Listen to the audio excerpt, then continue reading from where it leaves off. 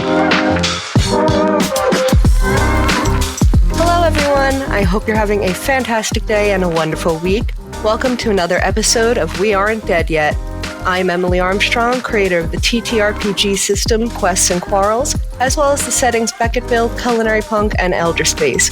I'm here with Dazzlecat.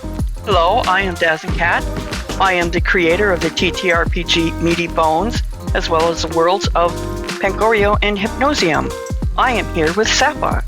Hi there, my name is Sapha Burnell. I'm a best-selling cyberpunk and mythpunk author and an editor for a small press. I've been in the fiction sphere for more than 15 years, and I'm going to remind everybody today, don't worry, there's always something we can do, because we aren't dead yet.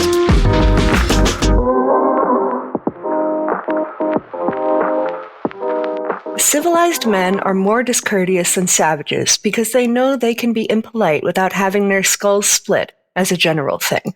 Robert E. Howard.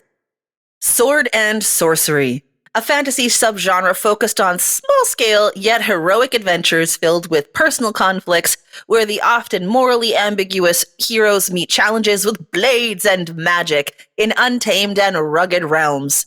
Thrust into existence from the pulp fiction market, Sword and Sorcery is meant to be fast-paced, perilous, and full of raucous adventure. While in the past it had a complicated relationship with gender roles and traditional masculinity, this escapist subgenre is intense, magical, and purposefully flawed. To the heroes here, no matter how flawed, everything is personal.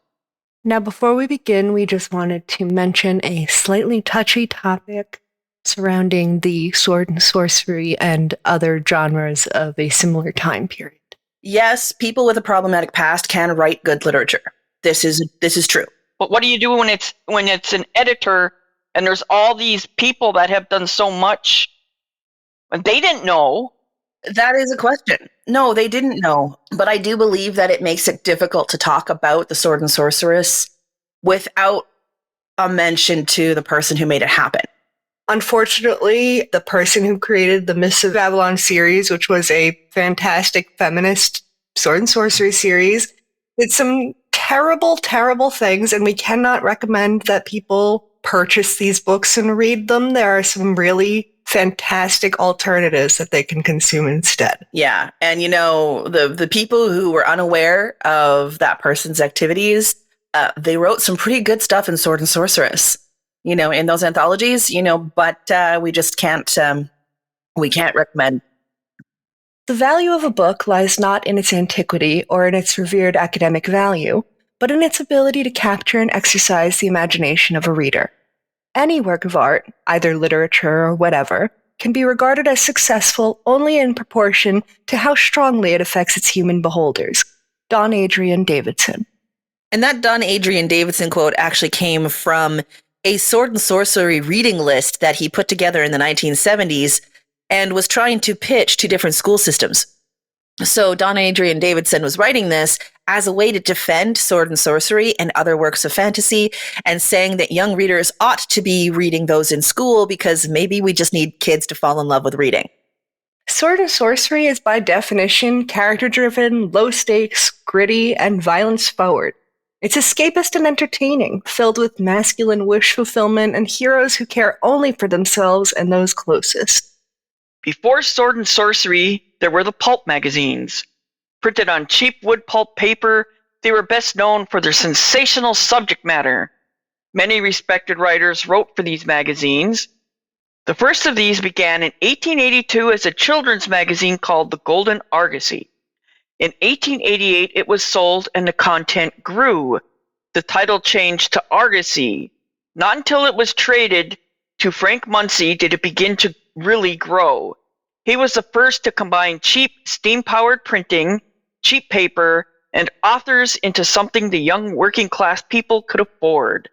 Thus, in 1896, the pulp era was born. Within 6 years, Munsey's Argosy was selling 500,000 copies monthly. By the 1920s, there were several of these magazines, with each issue selling 1 million copies. Staggering. Think about that, even in today's numbers. That's staggering. You're selling 500,000, even 1 million copies of a magazine every month? Good Lord. Well, there's a reason for that. it was the cheapest entertainment people could buy. You had the movies. Well, yeah, I guess the silent film era, you're getting into the silent film era and that kind of thing. You're not quite getting into talkies yet in the 1920s. Everyone's still basically either going to the theater or I guess they're reading Pulp Fiction if they can't afford the theater and they can't afford other things. Bam, there you go. Well, the only other thing they had other than that was the Tin Lizzies, and I'm sure the women weren't really going to watch the Tin Lizzies. Why don't you tell us more about the father of Sword and Sorcery, Daz? Father of Sword and Sorcery. In 1928, Robert E. Howard's Solomon Kane stories hit the pulp magazines. Then in 1932, he created his most famous character, Conan. It began when he took one of his frequent road trips around Texas, while overlooking sullen hills through misty rain, and with, quote, while overlooking sullen hills through misty rain, and with the wholesale consumption of tortillas, enchiladas, and cheap Spanish wine, Robert E. Howard, he dreamed up the rugged northern home of fearsome barbarians, Samaria and Conan. He returned home and fleshed out this fantasy world spanning his Hyborian age. It took another 9 months to create Conan fully. Yeah, we only got 4 years of his creative works there with Conan and the others because, unfortunately, Robert E. Howard's story did not personally end well for him. We are about to discuss the topic of self-unaliving. If this topic is uncomfortable in any way, please skip to timestamp 1142. We will play a short musical interlude to give you time to skip.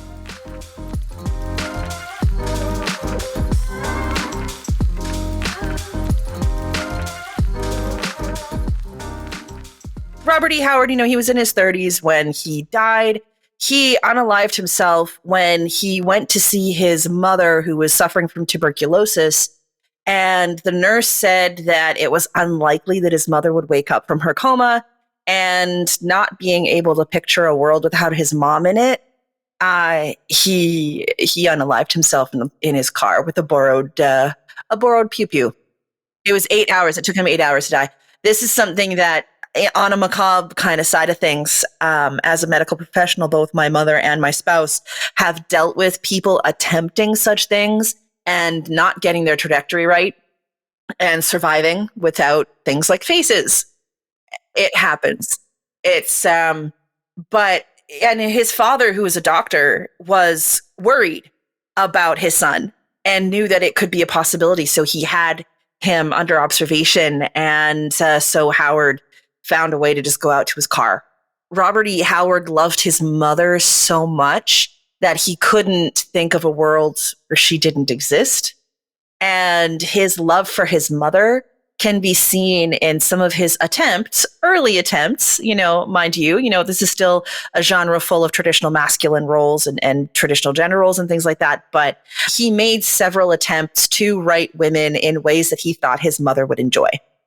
There's also a lot of titivation and a lot of, sexual submission and things like that in the women that he wrote, but he was writing for his time. This is the 1920s into the 1930s, so he's definitely writing for his time. But we have such powerful characters as Red Sonja. We've got characters like Belit and Valeria, all of whom had, Belit had a pirate crew. She was an untouchable woman in the middle of a crew full of pirates. Not only pirates, but all male pirates.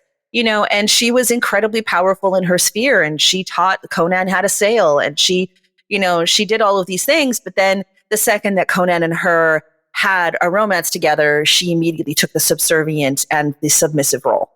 Similar with Valeria. Valeria was this adventurer. She was a sword fighter, everything like that. The second that there was any romance on the table, then all of a sudden she performed with the traditional gender role that a woman in the 30s would normally perform.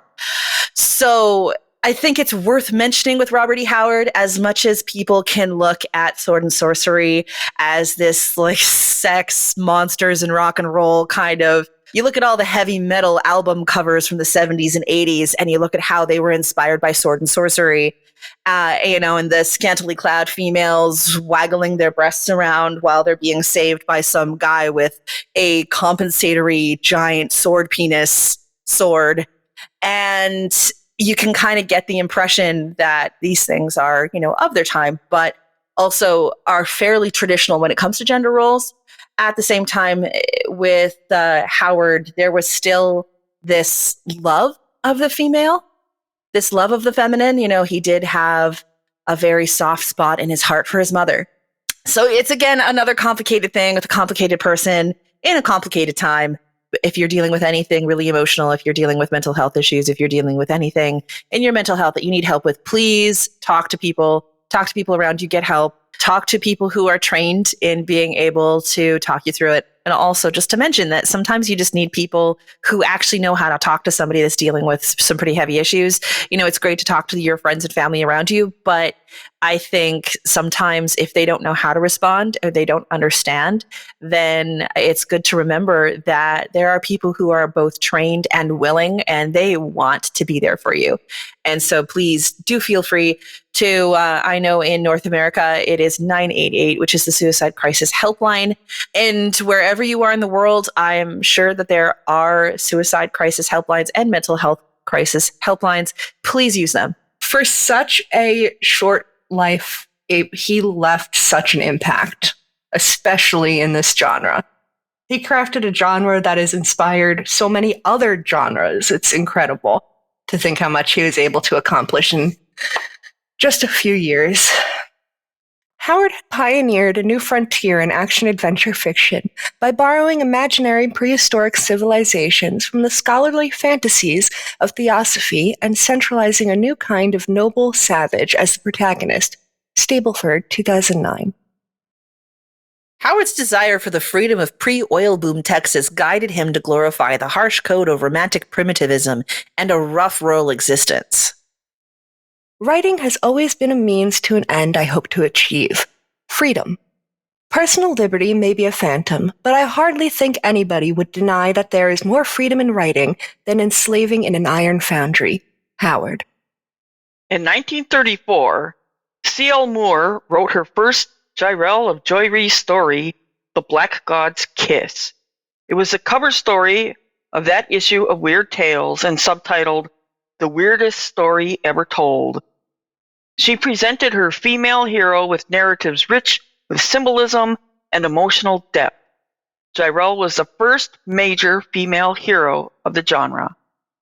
The Black God's Kiss is about an eldritch deity, a sort of cosmic horror deity, not making any form of racial stereotype here. Again, 1934, world was slightly different place, but this is specifically talking about an eldritch deity, some sort of hellscape god that she gains the favor of. So, yeah.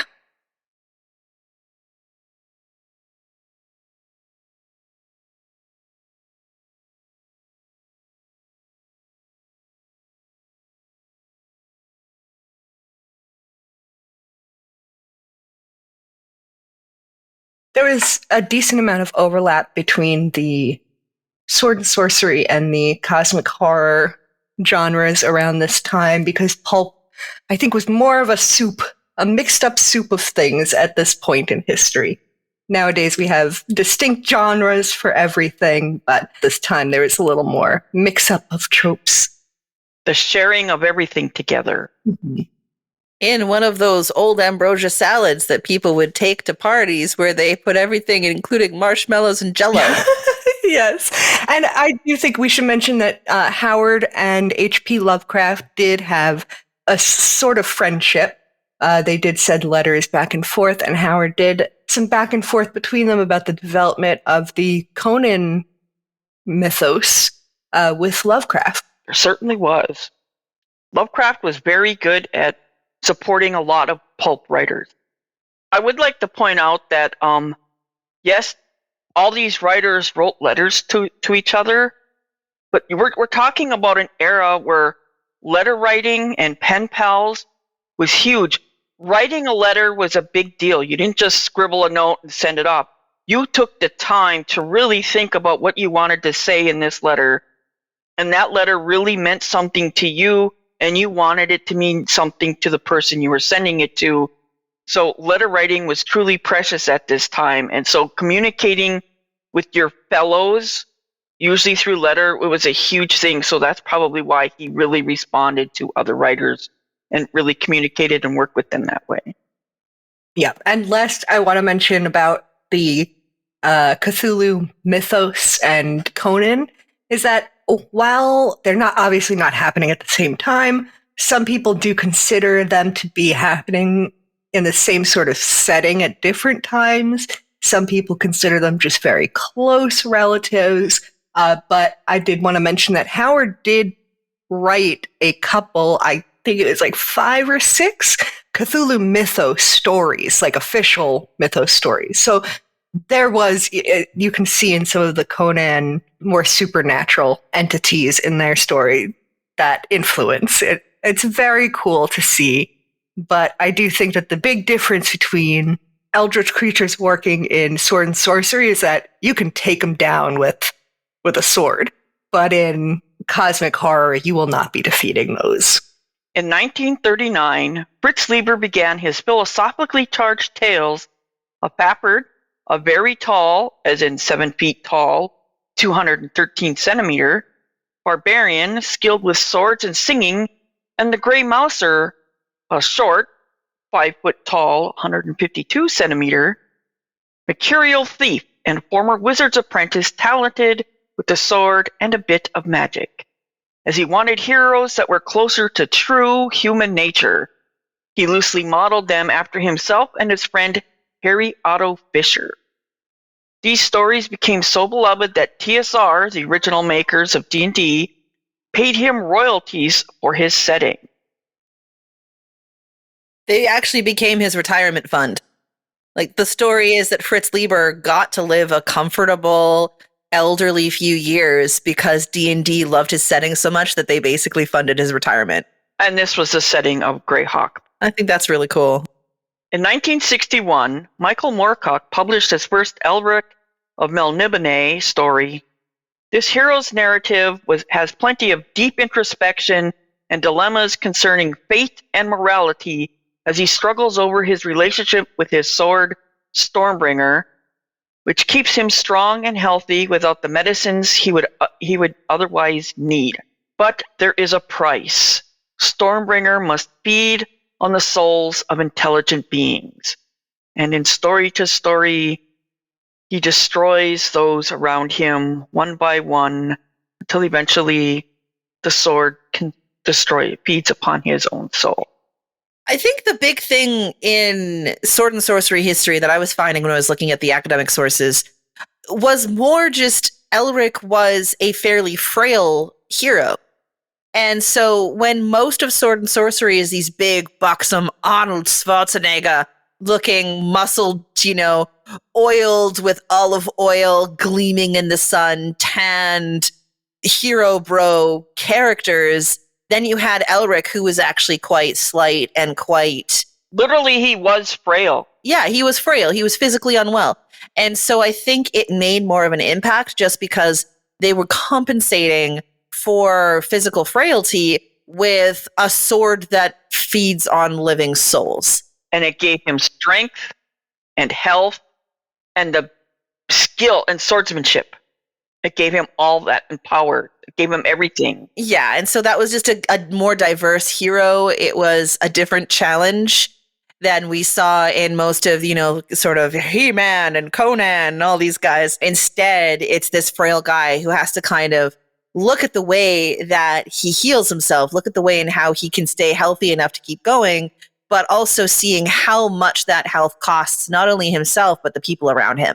So I think that's kind of where that came from and why that is sort of a blip on the radar when it comes to Sword and Sorcery. And then we start getting into the 70s when Marvel Comics decided that they wanted Conan and they created things like Conan and Red Sonja. Hold on. Listeners, if you know what I'm talking about, please post the show in the comments. There was a show where there was a nerdy little character, it's a cartoon, and I think he was a side character. I don't think he was the main character. I was like, maybe it's in Dave the Barbarian.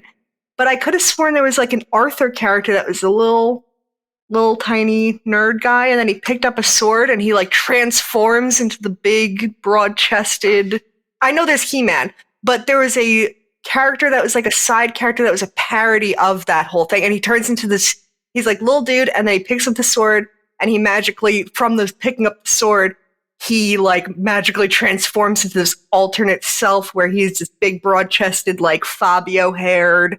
I'm like, I think it was in Dave the Barbarian, but maybe not. Yeah, it was not anime.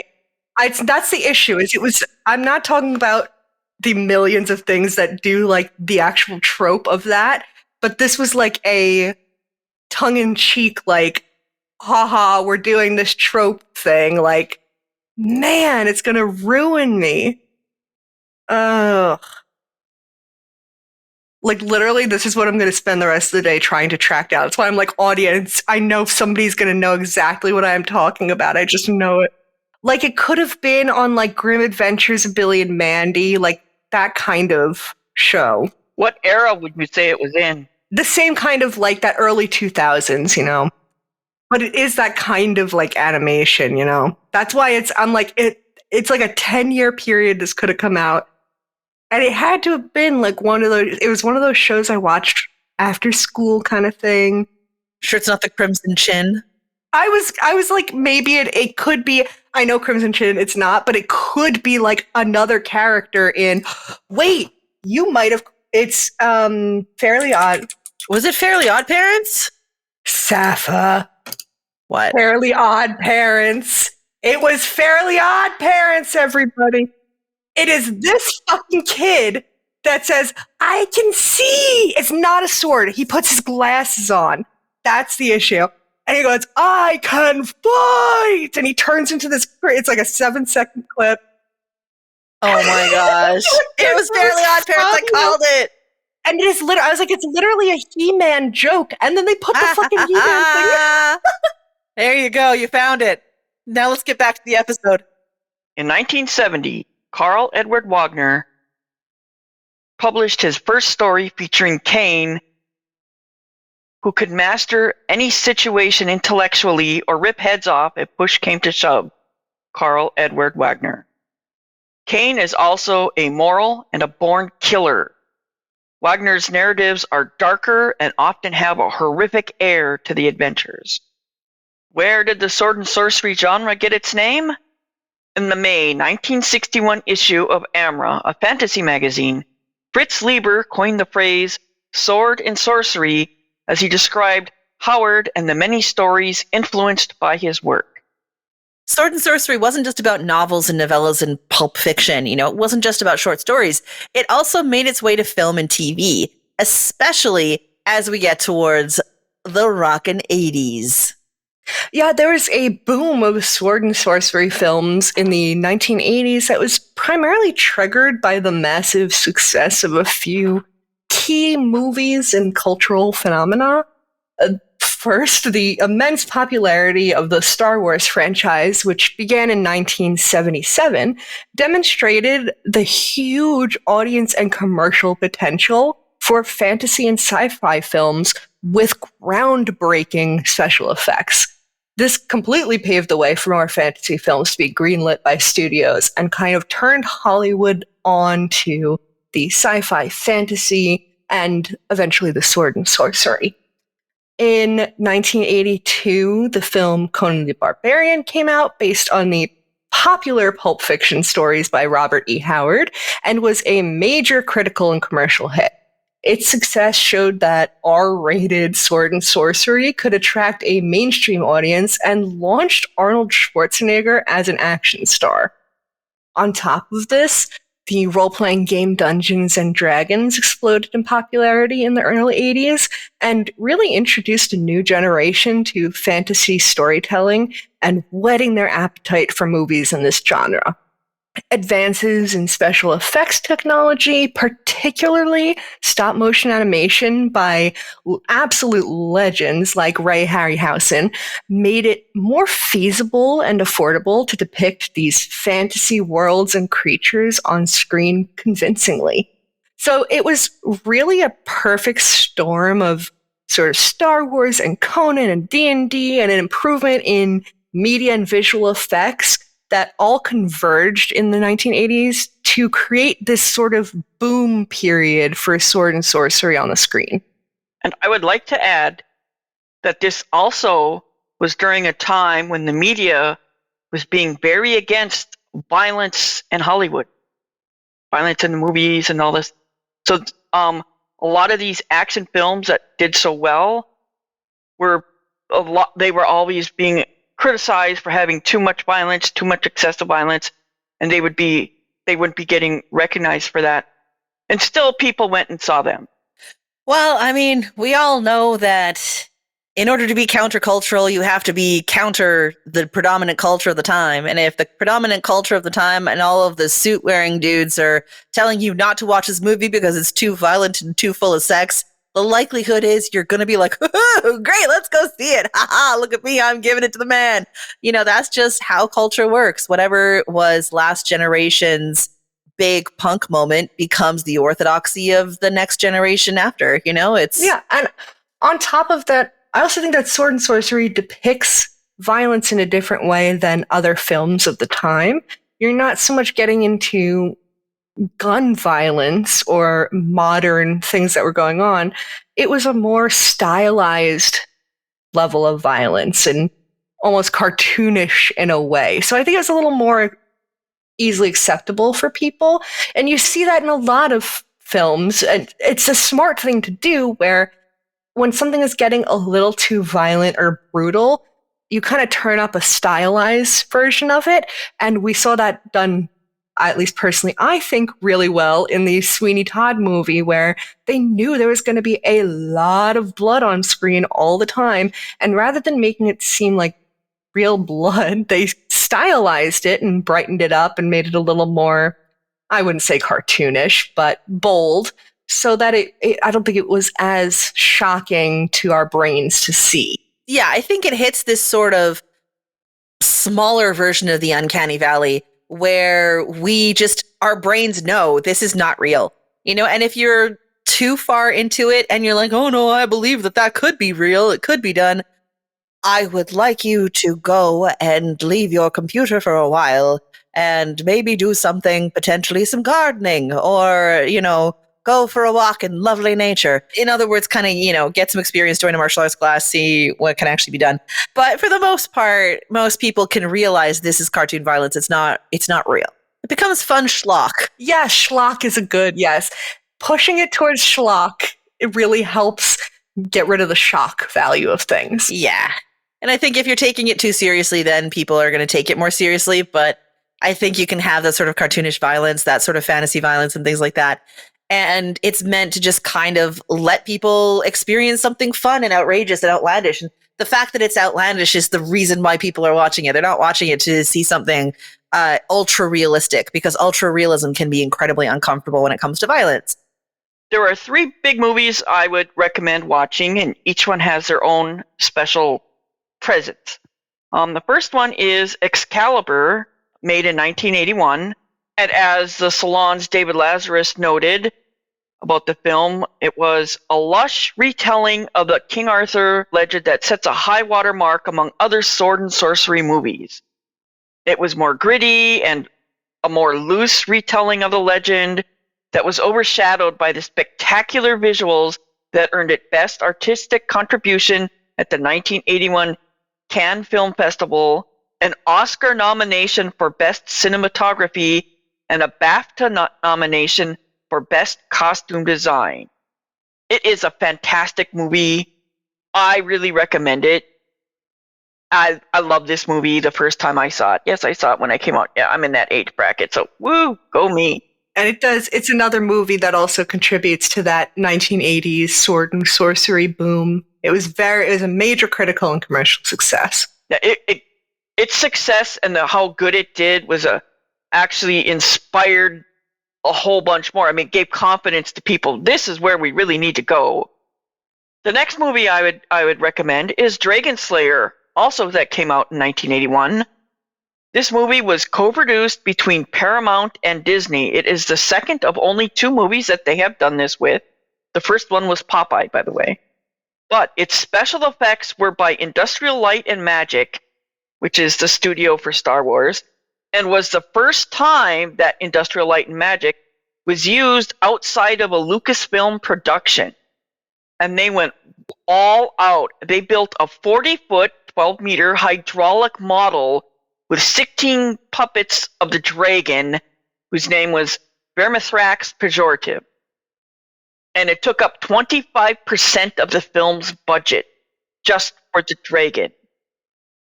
And according to the book Flights of Fancy, the great fantasy film, Dragon Slayer is a compelling and often brilliant fantasy film, but it seeks as well to impose modern sensibilities on its medieval characters and plot, 20th century political, sociological, and religious sensibilities, which only serve to dilute its particular strengths. So a lot of the critics were saying that it was trying to modernize the more medieval-esque attitudes of the time, but I still think it came out to be a fantastic movie. It is a good movie. It is something it was one of the formative movies of my younger years. And the final one I want to mention is Conan the Barbarian, that came out in 1982. This was years in production, getting everything ready. Oh, this is actually a really great story. I love the story of this movie, the way it was portrayed, young Conan to older Conan. But one of the classic things was it had Arnold Schwarzenegger as Conan versus James Earl Jones as Thulsa Doom. Great enemies in this movie. It had some success at the box office, but it became a cult classic, and it has just boomed. Yeah, and Mako was in Conan.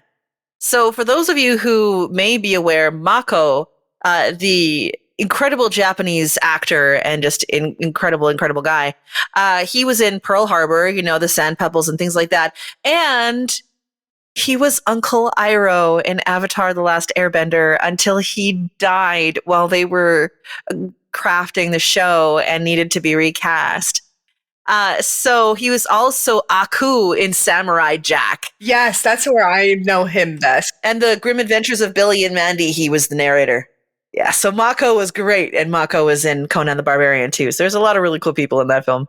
And according to IndieWire, we almost saw Charles Bronson as Conan facing off against Sean Connery. So listen to this. This is directly from IndieWire. So when Pressman and Summer first started developing the project, they had a few ideas of who could play the Barbarian, with Charles Bronson, Sylvester Stallone, and B-movie actor William Smith among the names discussed. But in '76, they saw the bodybuilding documentary Pumping Iron, and that's where they saw the unknown Arnold Schwarzenegger at the time. So he remained attached instead of going with Charles Bronson or Sylvester Stallone. And then it says they also got some untested actors, including Sandal Bergman, who was actually recommended to the director by Bob Fosse, which is just a very interesting connection for me. I'm a big Fosse fan, so I was like, very strange to see Bob Fosse's name brought up with Conan, but that's so funny. They also were considering John Huston and Sterling Hayden for King Osric, which ended up being Max von Sydow, but they were considering Sean Connery to play Thulsa Doom before they decided to go with James Earl Jones. But how crazy, that would have been so wild to see Charles Bronson versus Sean Connery in those films instead of Schwarzenegger and Jones. I did love Charles Bronson in The Great Escape. Did fantastic in that. I like Schwarzenegger better for Conan, and Max von Sydow was just fantastic. Oh, absolutely. I still like James Earl Jones better as Thulsa Doom. Oh, yeah. I think the casting is just spot on for the Conan films. They did a great job. Sylvester Stallone as a Conan would have been an interesting choice too, but I think I could have been a contender. Yep. I think Schwarzenegger was obviously, you could not have cast it better. I think that a lot of cult classics, it really comes down to the casting. For me, it's what I've realized over the years. I think if there was any other casting, they wouldn't be cult films. Yeah. Conan became the movie, the spearhead of the violence issue that was in the media, and people took sides on this movie. There was the side that always condemned the scenes for all the excessive violence and things like that, and then there was the other side that went the other way and said there was not enough because Robert E. Howard's stories had more gore. I distinctly remember this time. I was alive during this era, and I don't think it needed more gore. The gore it had in it and the way it was presented was good, but the biggest part of the spearhead was that moment when Doom had taken up Conan's father's sword and used it against his mother and beheaded her. This was a very traumatic point for Conan in his life. Before then, they kept the children alive and hauled them away. But he remembered this, and this also showed that Thulsa Doom, as a villain, took the effort to actually behead her, and it really made you feel the trauma of young Conan.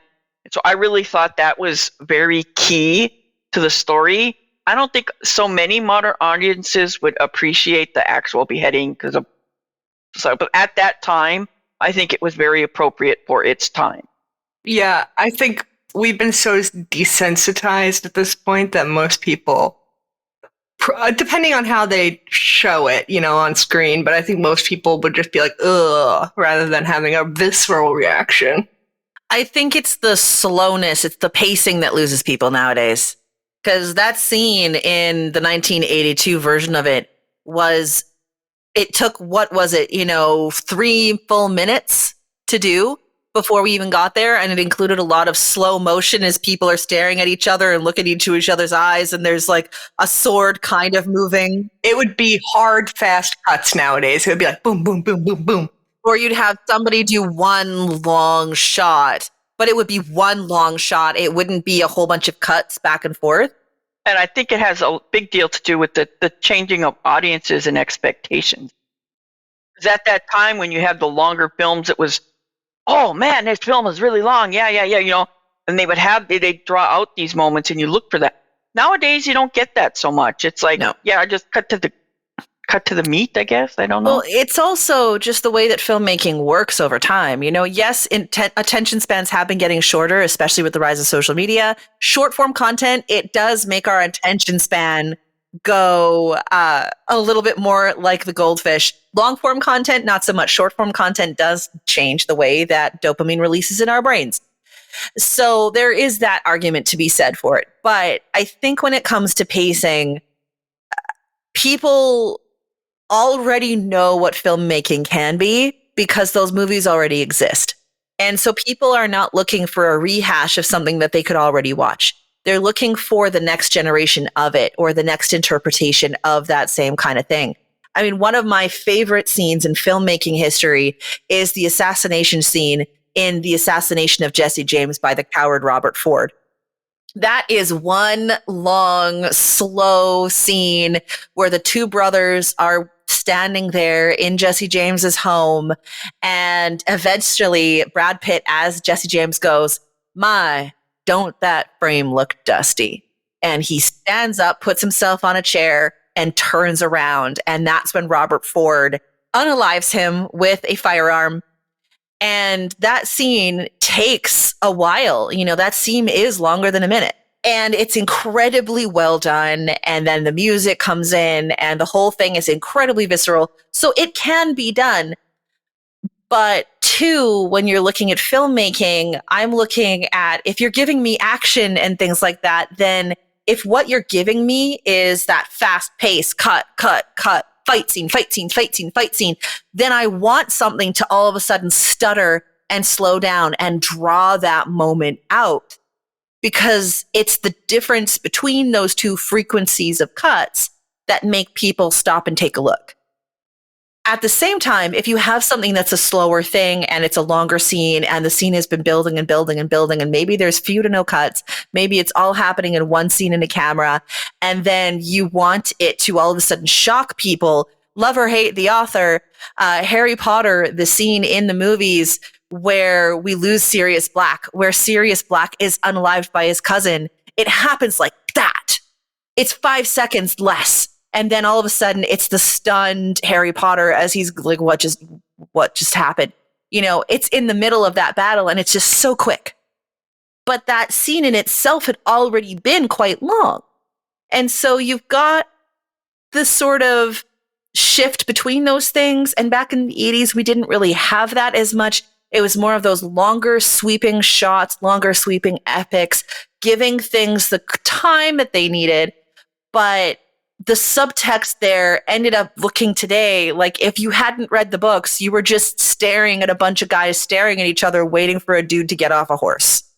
If I'm remembering it correctly, the scene in Pet Sematary, the movie from 1989, not the new remake, I have to rewatch it, but from my memory, it does a good job at the long, short, long of a traumatic instance where that's kind of how it feels in real life for anybody in the audience that has experienced something like very traumatic or shocking, where everything seems to slow down beforehand. And then the thing happens so fast, it's over in like a blink, and then the aftermath is also very long. I think Pet Sematary does a good job with that. If you haven't seen Pet Sematary, it's too late for you. It came out 89.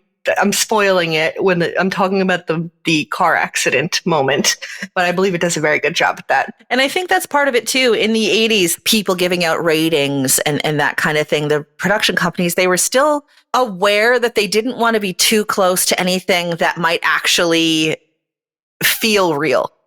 They were only going to go so far. They were going to show the wig falling off. They weren't going to show her head, you know, and the arterial spurt of the blood and all that kind of stuff, you know, so they still kept within rating and kept within quote unquote kind of like decency laws, really.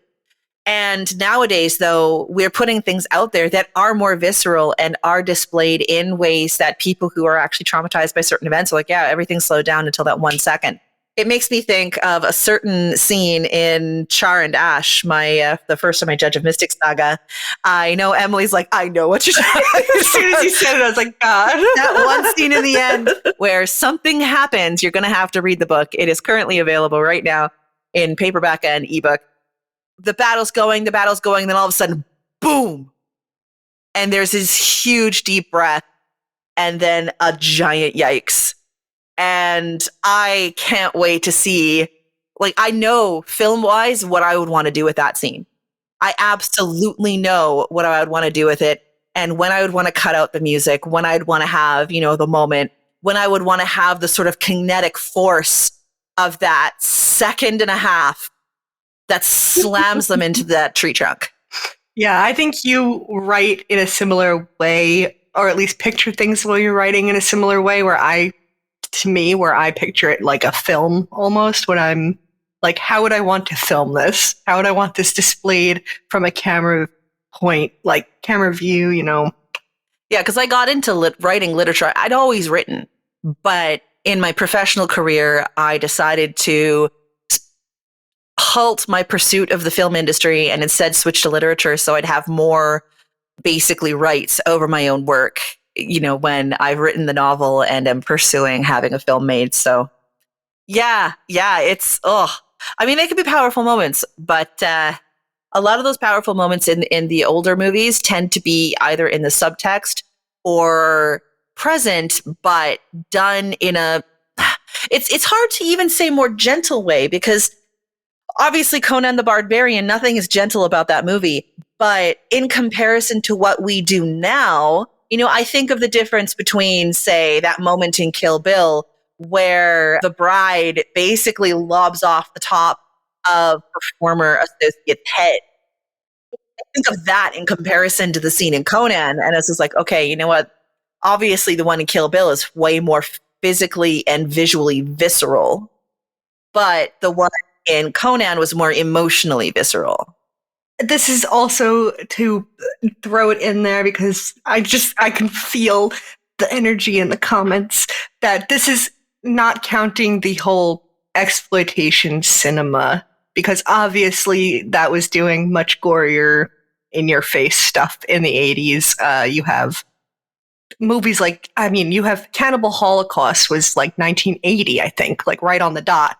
So yes, there were other movies doing very gory, in-your-face things in the 80s, but in general, in Sword and Sorcery specifically, I think it is this very stylized violence. It was definitely violent and it was brutal, but it was more acceptable for consumption of a wider audience. Yeah, it was meant for a wider audience.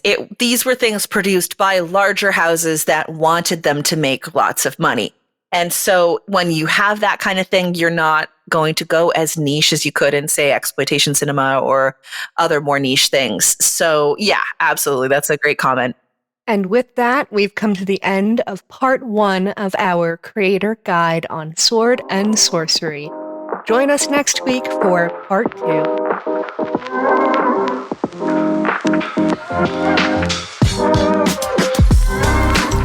And with that, all you rebels, writers, and gamers, we're wrapping up another mind-bending episode of We Aren't Dead Yet, your go-to for all things TTRPG and speclit. Stay wild, curious, and keep defying the ordinary. Until next time, hit up WADY at vredamedia.ca/WADY. That's VRAEYDAMEDIA.ca/WADY. Like and subscribe, share with your friends, check out our merch store. We'll see you next week for more news, views, and hullabaloos. So keep the fires burning, the dice rolling, and the pages turning. And remember, there's always something we can do, because we aren't dead yet.